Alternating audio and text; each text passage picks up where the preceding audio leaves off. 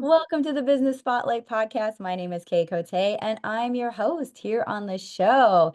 Today we have Niti Jain, founder and CEO of MedML, as my guest. We're going to be learning about her journey to business ownership, best practices that she's learned along the way, and share some challenges that she's faced to give you that inside look to what it's like to run and operate a business.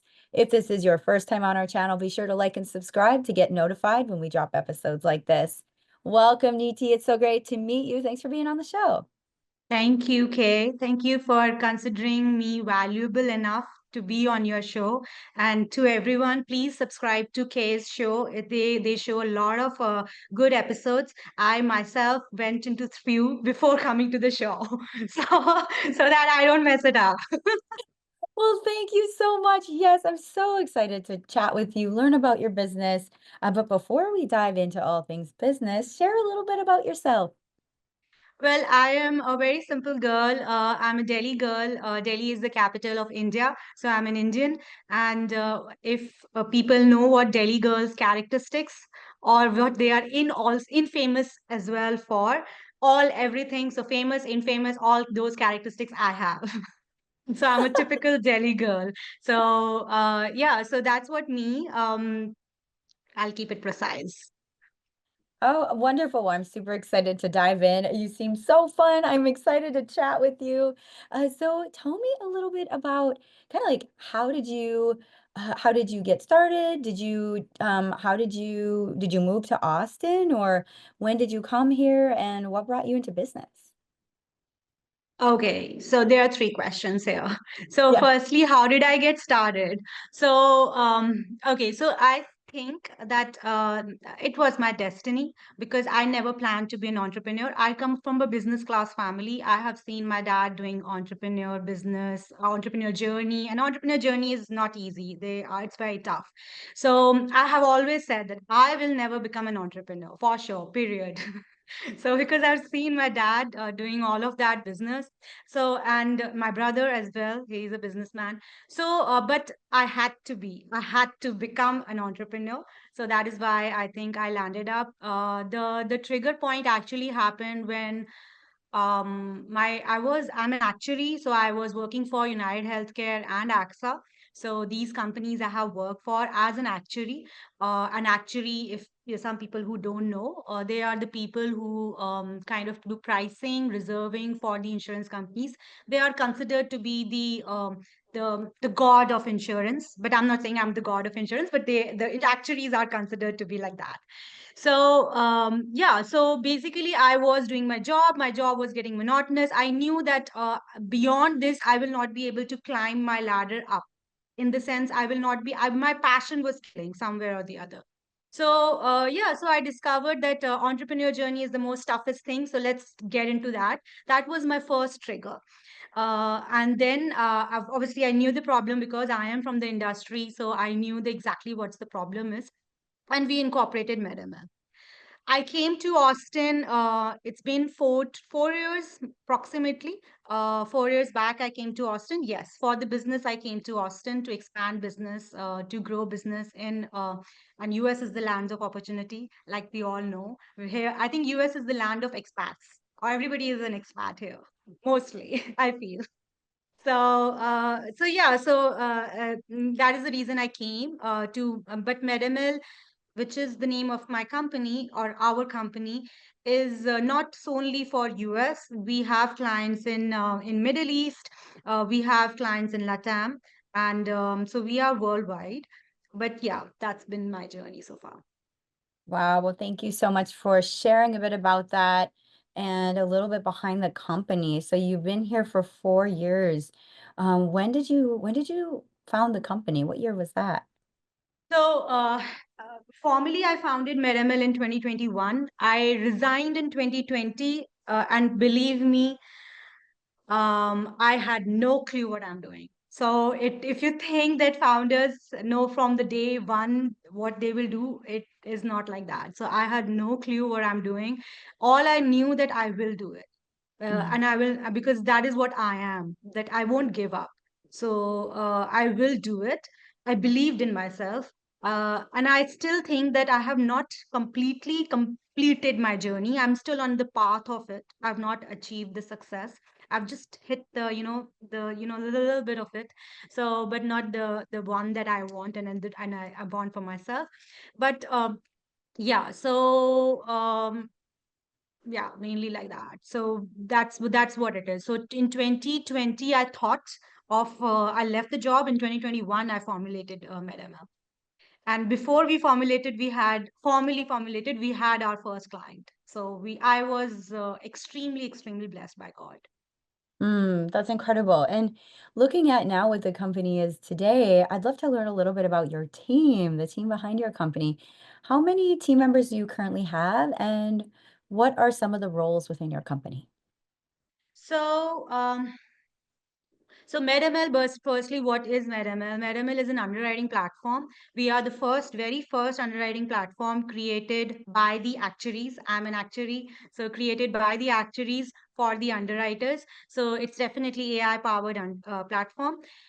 We have created the product along with the clients. So the clients have played a very major role into the feedback into our product.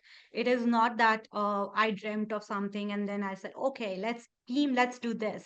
No. So it was actually a lot of feedback that we got from clients that added the features of our product.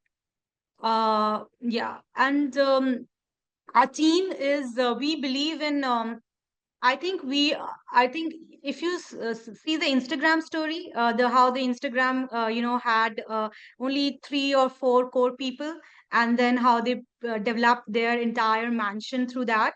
We have a similar story. So we have very key people, which are, of course, I'm not considering the administration department here. I'm mainly talking about the core people on the product. I'm not saying that the administration department is not important. It is important. That is why we are able to focus on the product. But talking about the product team size is around 4 to 5 people. We are actuaries, we are data scientists, we are software engineers, we are data engineers. So we all got together and we created the product. Oh, wow. That's incredible. Thank you for giving like a brief on the business as well and for sharing about your team. And now looking at what you're doing now, I'd love to dive into kind of like who your ideal client is. Like if I were to walk in your doors or check you out online, how would I know I'd be a great fit for you? So for us, the insurance companies, carriers, pairs, there are different names for the insurance companies. So these are all the same. I don't know why there are different names, but it is like that. So yeah, so they are our core clients, but we also deal with MGAs, which is the administrators, MGUs, anybody who is doing underwriting or taking the decision on the underwriting process is our client, and to be in short. Okay, The reinsurance wonderful. companies is also our client. Self insured, companies or they are also our client because they have to decide on the process of underwriting, on the process of pricing, etc. Okay, definitely. And looking at your marketing strategy, how are you reaching your clients and gaining clients? Okay, that's a very famous question, and every time people ask me that. Yeah, so and I ask that to myself as well, that what the hell is my marketing strategy? So that's a tough question to answer, and there is no static answer to it. I would say that it constantly evolves. So currently, my marketing strategy, so the marketing strategy I had, let's say 2 months back, versus what I have now for the next year or for by December will change because that's how startups have to change. So if I believe that, okay, I have to be in every goddamn conference, I will burn out on the money because that will just not and not convert the client. So that is not the good marketing strategy. I believe that it's not necessary that you be in all of the conferences. Pick the cherry ones that you think that your target clients will be coming in. go to that. And then the other thing that you do is webinars, like you are doing podcasts, etc. Now I'm going to enter into those. So you do podcast, you do webinar, because that is very important. So I believe that the essence of marketing is that when the client needs a product like yours, the your name should be on top of his head. That's the marketing, you know. So and marketing are usually not necessarily have to be paid. There are so many free methods of doing marketing through LinkedIn, etc. And then but truly what works, what I have seen after converting so many clients, when you understand the client. So if I go and talk about MedML and myself, and I blabber about myself, I blabber about try to oversell my product, it will not sell. So I need to understand what the client's problem is. So, and understanding the client problem can be from anywhere. Let's say I met you at a, at a restaurant, and it's very funny. I meet my clients, even let's say I'm walking on the park. I'm one of my neighbors, she came down, she turned out to be an insurance owner. So you can meet your client anywhere. I mean, who dreamt that I will meet just like walking? So, yeah, so I think the main thing is that you understand their problem. Once you understand the problem, then you will be able to sell. Then you will be able to say, okay, I'm there to help you, and this is the product, and if you think that this suits your problem and will be able to solve your problem, I would love to help you out. But having said that, a lot of time clients also themselves are confused about what they need and what they want. So your product should be very simple, easy to understand, no matter how tech or or at the back end you're too much into the coding, etc. But nobody sees in the front end, so they are mainly concerned whether you are able to solve their problem in English language or not. That's all I believe in. You touched on some really good golden nuggets for this conversation that can help so many entrepreneurs is understanding your clients' needs and keeping things simple, keeping things concise and very easy to digest. So that I think are just like so crucial to success and especially in marketing for sure. Yeah, I think a lot of times, even in fact, this was even taught to me by many people, that you have to have a pickup line, you have to have a punch line, etc. I over the period of time, I have realized that that doesn't work. If I have a punch line, I'll start. It's not problem of the punch line. I'll start sounding like a robot. You know, Hmm. just imagine me introducing myself like with the punchline with 10 calls. And after the 10th call, it'll be like like a robot line for me. I'll lose out the emotional touch into it. So that is why I don't have a very same line altogether every time I talk to the people. So because I want to connect with the person, I want to understand genuinely what's the problem, and then try to solve that solution. But having said that, that is like connecting to the soul and to connecting to the person in itself, because they are also people. Hmm. uh, the main marketing strategy, what I think, is should be that you should be known. So you go to conferences. It doesn't matter that you have a booth or not. Your presence is good enough. It doesn't matter that you don't have a pamphlet or not. You as a founder, your presence is good enough. Definitely go to the conferences, locally, globally, wherever you can. Then the second thing is, don't underestimate the power of social media. It has an immense power.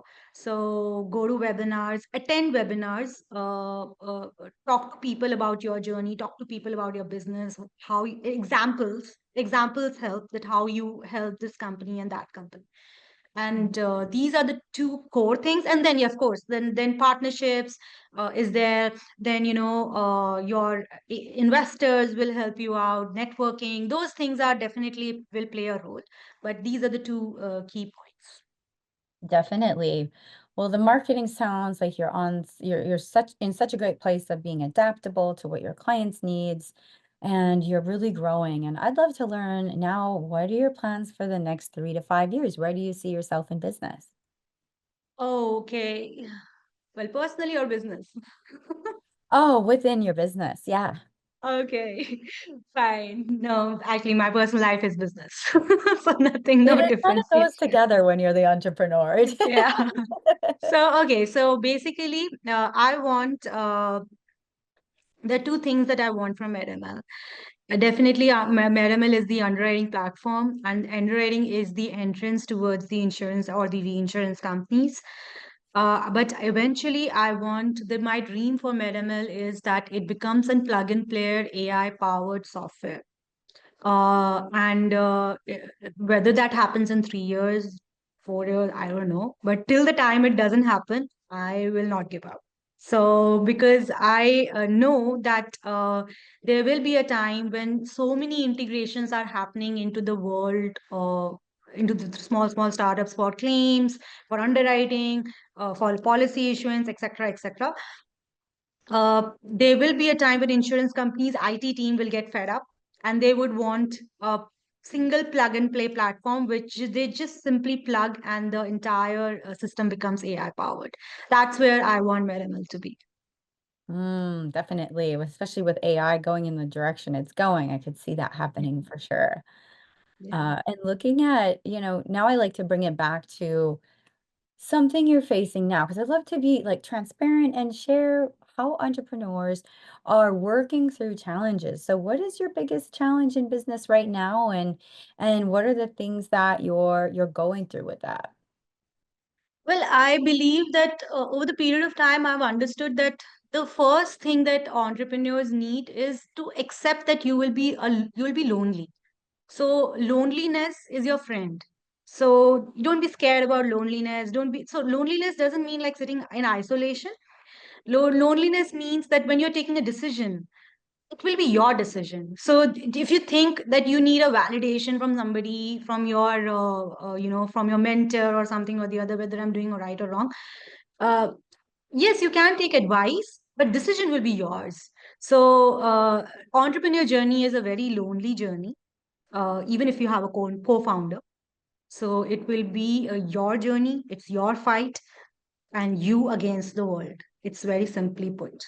Hmm. So that's the truth. So some people will be kind to you, some people will be not kind to you enough, and some people will be very rude to you, but it's about you believing yourself, and you are into a war zone, and you just have to fight through it, and that's it, and there is no escape, because you have taken the decision to enter into that war zone. So you're there now. You can there's no turning around then saying that, okay, I can't do this. No, there isn't. That's not even an option. So when that is not an option, the only thing is that fight through it. Hmm. So that's the thing. So the biggest challenge that I think all entrepreneurs face is that they become lonely. Hmm. But I somehow have felt that it's a blessing in disguise. So don't be afraid of loneliness as an entrepreneur, because that is what you have chosen, and because the more successful you become, up the ladder, it will always be lonely. Hmm. The other challenge that I feel is why a lot of startups fail is because they burn out cash a lot. Because the moment I say that I am a startup, and the moment I say that, I have a company, many people, come to you for money. Hmm. So, because you have that power of giving the money, it's not their fault. You are into that position. Now you have to choose wisely that, okay, fine, let's say I have a $1. I'm just taking an example. Let's say I have a $1, and what is that $1 best needed for? So, cling to cash. Cash is the key. Don't think that somebody will give you money in time. I'll just take this decision right now. Don't be impulsive. I feel it's important that you maintain a run of at least 6 months, 4 to 6 months, that you should be comfortable in the cash, because there will be a lot of unpredictable actions, or the unpredictable situations that you will come. So you should have money. Hmm. For example, your best resource left, then what will you do? So those things. Or for example, one of your client just is not paying on time, what will you do? So Mhm. that is very important. So the two things: first, accept the loneliness. It's your best friend. You are your best friend, and believe in yourself. And the second thing is that have that cash with you for 3 to 4 months. That's all. Definitely. Then That's it's a cool. those are great tips, especially. Now, are you mentioned something about mentors? Do you currently have a mentor, a coach, or somebody in your corner as you grow? Yeah, of course. I mean, everybody, I will be lying if I'll say that, oh my God, I did all of this alone. No, no, no. So many people were not even if mentor, they were very kind to me. So, for example, I have few names. I would love to name them. So, Mr. Jihad from Qatar Insurance Company, he believed in me at the very early stage. Mr. Fahad, Mr. Ahmed from Qatar Insurance Company, because Qatar Insurance Company is our first client. They believed in me, and I had nothing that time. So I will be grateful till my death to them. That because they trusted me. The other things, my investors, Mr. Navneet Bali, Mr. Arun Seth, Mr. Gaurav, Mr. Alnoor. So they all were. They trusted, they believed in me when I had not proved anything. This is my first startup, and I had just come out of the employee kind of an environment. I could have just taken the money and that's it, but they believed in me. So yeah, that was more than enough. So I think uh, for me, mentorship is not that somebody is sitting to me and telling me step by step. For me, if somebody is believing in me, that is just more than enough. And even if that person, a lot of time the person believes in me and then they go to sleep. That, okay, Niti will take care of it. But I am the one who is going with that sleepless night, because with that pressure in my mind that, oh my God, this person has so much of faith in me, uh, and I can't let this person down. Hmm. That is just that itself is has been my driving factor throughout my Hmm. journey. That I he believed, so I have to do it. And for the thousands of girls who are trying to do business, and that for women, also earlier also I used to feel that women, men, it doesn't matter. But now I feel, yeah, for women, it's the journey is always very different. We are perceived, I would not say judged, but perceived in a different manner, because we're very soft spoken. We dress up very soft, and the way we look. So it's perceived that she cannot do a tough job, she cannot have that thing. So if somebody is believing in you as a woman, then it's my responsibility to meet that belief and faith, because I am, otherwise I will shut the doors for all the women who are doing better than me you know Hmm. so and I can't do that. So that's something that has been my driving factor, that has been my that thought has been my mentor. Well, thank you for sharing that. That is so empowering. So thank you. Now I'd like to take us into a fun part of the conversation. It's Okay. called our rapid fire Oh Q&A. my God. You Uh, seriously have that? Oh my God. I am in Hollywood or Bollywood. yes, it's very, very, so answer very top of mind. First thing that comes to Okay. mind, Okay. there'll be four questions. So are you Okay. ready for some rapid fire? Okay. All right. Question number one is, what is a key to success for you? Believe in yourself. That's it. Question number two is, what is a piece of advice you have for other business owners? Cash. Cash is the king. So don't lose that very easily, because 100%. people will not give if you'll need it. Mm-hmm. And number three is, what is a recent, it could be a book, a podcast, an article, something that you've taken in most recently? Oh, we are conducting a webinar. We have opened a WhatsApp group for underwriters. next phase of underwriting, and we are conducting webinars. And we have got really, so when I created that WhatsApp group, I did not know whether people will join or not. So but I created it, but to my surprise, many people showed interest, and insurers, brokers, many other MGAs, MGUs. So the intent of that webinar is that now I will be making it bigger. The intent is that we highlight on the problems of corporate group sales, how why it is takes so much of time to close an group sales, Mhm. and how AI is needed. It's something from the carrier's perspective or from the broker's perspective. So those things with those webinars is something that we are starting from June. Wonderful. We'll definitely have to put those in your show notes for the episode. And the final question is, if you could wave a magic wand and rapidly improve one aspect of your business, what would it be? Oh, okay. So there is a dream vision of the product in me, in my mind. There's a dream vision, I can't explain that in words.